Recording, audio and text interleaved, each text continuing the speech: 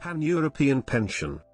The Pan-European Pension Product, PEPP, or Pan-European Personal Pension Product is a proposed pension which will be available to residents of the European Union. The PEPP is designed to give the 240 million savers in the EU a better choice in the fragmented and uneven European market, where options are nearly non-existent in some member states. PEPPs are regulated by the Regulation 2019-1238. This regulation lays the legal foundation for a single European market for personal pensions. The PEPP will be complementary to existing state, occupational and private pension systems on national level. After endorsement by the European Parliament and official adoption by the European Council, the PEPP regulation was published in July 2019 and will enter into application in August 2020.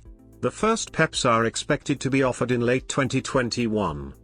Valdis Dombrovskis, a vice president of the European Commission responsible for financial services, said it has enormous potential as it will offer savers across the EU more choice when putting money aside for retirement, and it will drive competition by allowing more providers to offer this product outside their national markets. It will work like a quality label, and I am confident that the PEPP will also foster long-term investment in capital markets.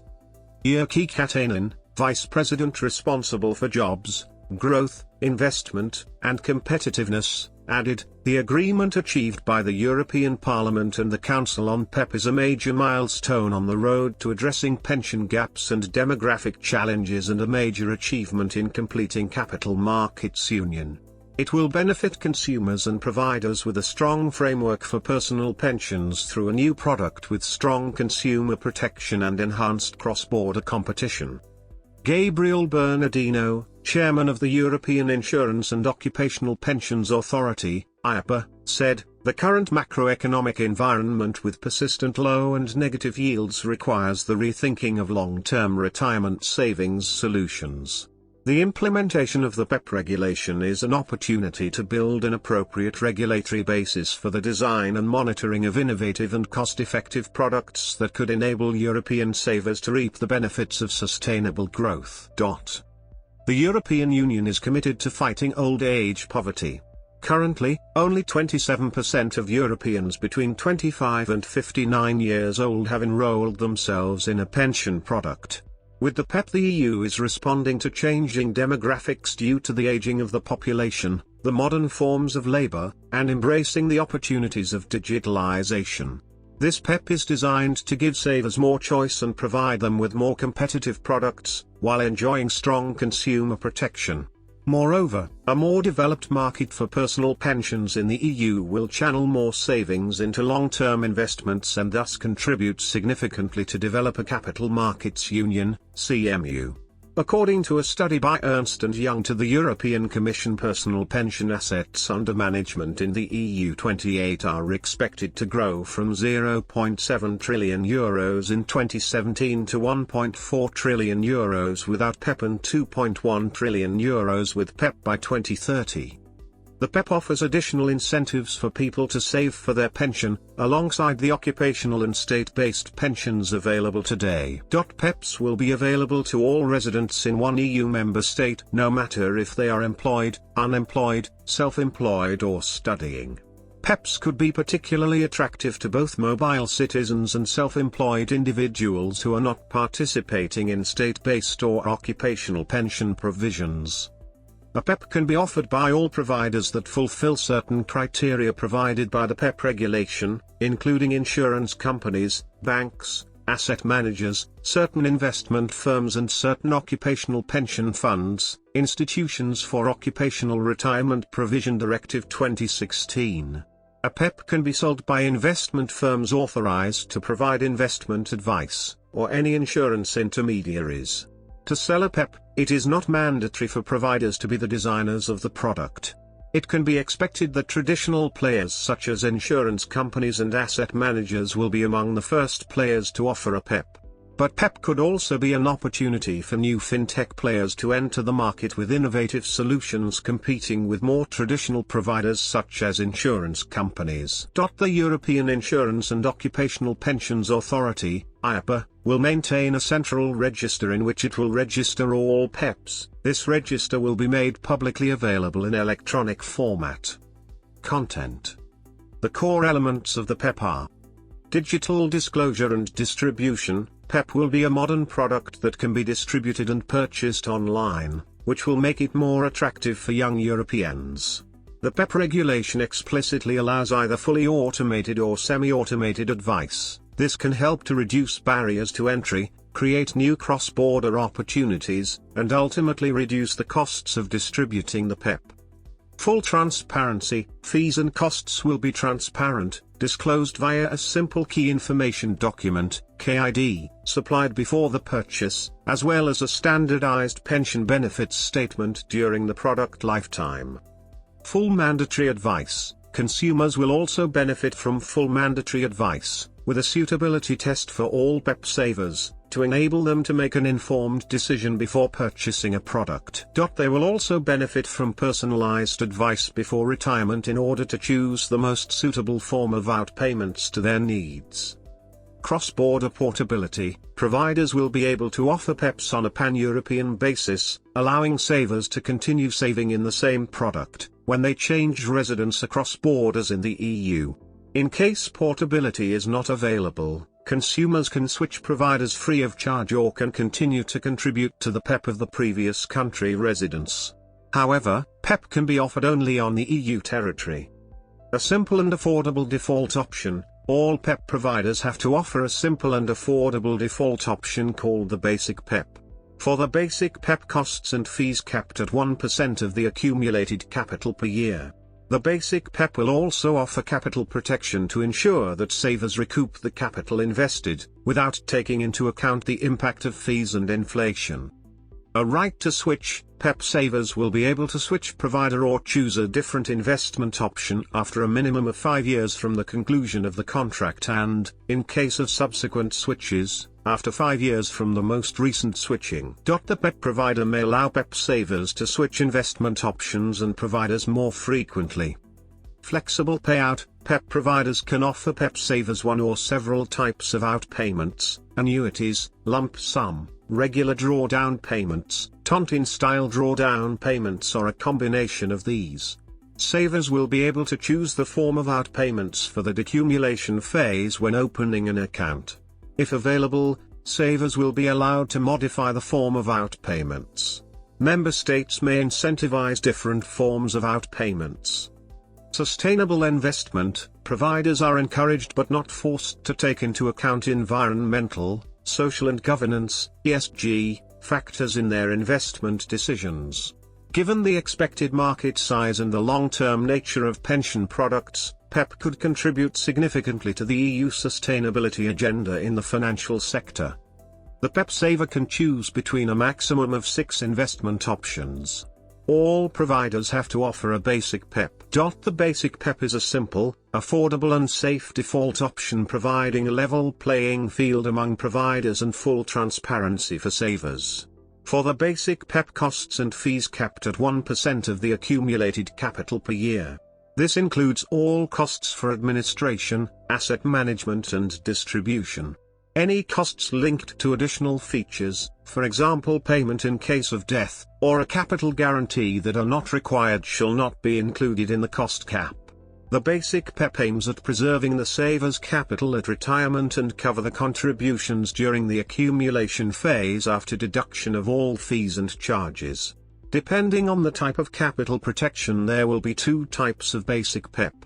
For the basic PEPP with a guarantee, type 1, providers will have a legal obligation to ensure that PEPP savers recoup at least the capital invested.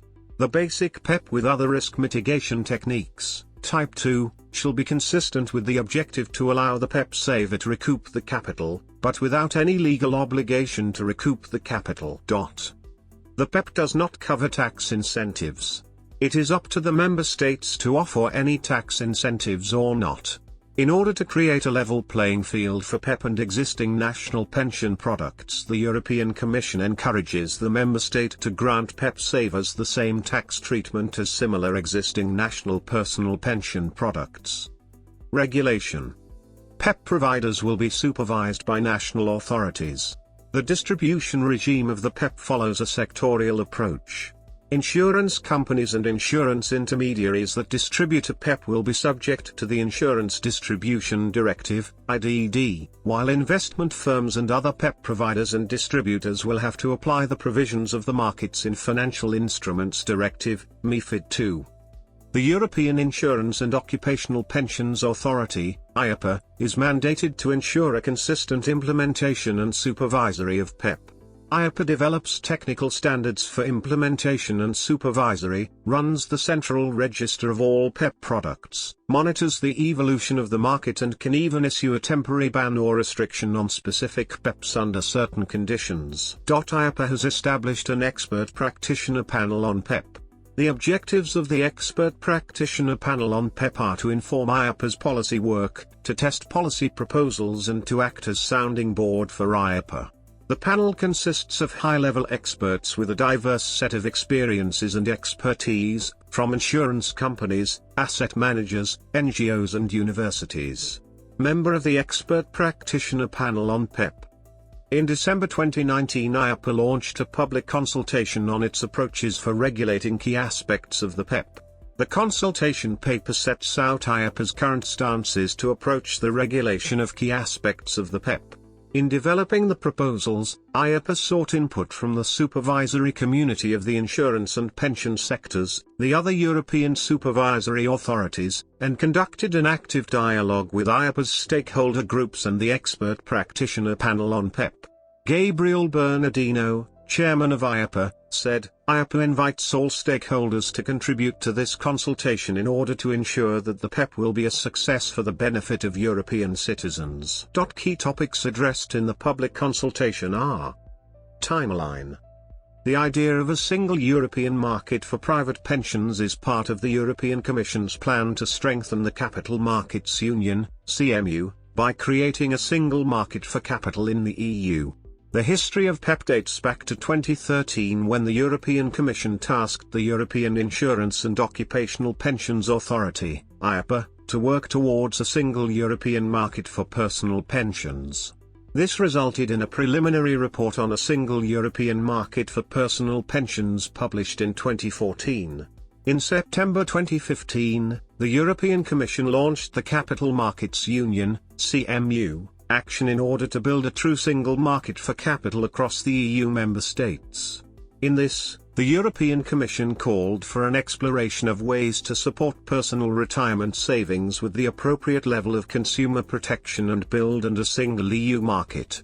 Based on the results of a public consultation, in July 2016 the EIOPA issued advice with a proposal for a standardized pan-European personal pension product, hereafter PEPP, as a complementary option alongside national regimes. As a result, the European Commission published a proposal for a regulation on a PEPP in 2017.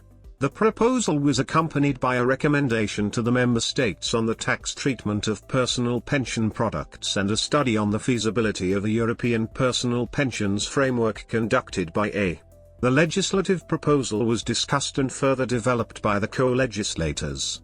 After endorsement by the European Parliament and official adoption by the European Council, the PEPP regulation was published on the 25th of July 2019. In the year after the publication, the Commission will work together with EIOPA on an effective implementation of the PEPP. The PEPP regulation will enter into application 12 months after the publication on the 14th of August 2020. As a regulation, it applies directly in all EU member states with no need for implementation to domestic legislation. Only in case a member state would like to grant PEPP a favorable tax treatment, national law might need to be amended. The first PEPPs will be offered in late 2021 or early 2022. Challenges. There are critics that the final regulation has been stripped of its initial ambition as key elements of the proposal were diluted, or replaced, in response to pressure from member states and organizations, and that it has become an insurance rather than a savings product, as there is always a guaranteed element involved. The EU Commission has proclaimed the European Green Deal to make Europe the first climate-neutral continent by 2050. A core part of it is the European Green Deal investment plan, which will mobilize at least €1 trillion of sustainable investments over the next decade. PEPP providers are encouraged to allocate all or a significant part of their assets to sustainable investments. Furthermore, they are encouraged to consider ESG, environmental, social and governance, factors in investment decisions. But there is no obligation to invest your money sustainably. Critics demand that PEPP could be a key to achieve the goal of €1 trillion of sustainable investments by making sustainable investments mandatory for all PEPPs. The PEPP might have limited impact on local pension markets. PEPP has to compete with local pension products.